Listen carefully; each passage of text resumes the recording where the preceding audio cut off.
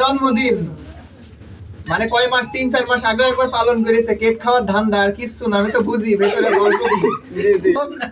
জন্মদিন তো হাটের ধরে একটা কেক কাটলাম জন্মদিন উপলক্ষে। কাটলে তো। আপনার উপলক্ষে তো কি একটু বেশি করে দাও, কিছু তো দাও নাকি একটু না। আরে নাও। শুধু ক্রিম তো খাবো না, কেক দাও, ওই সলিড আচ্ছা দাও। এটা নাও একটু। না না ওই কেক দাও, আমি তো জানি নাও দাদার বাইরে গেলে ধরো, ধরো। কেক দাও। আরে না না না আমি রাখতে চলে যাবো কিন্তু।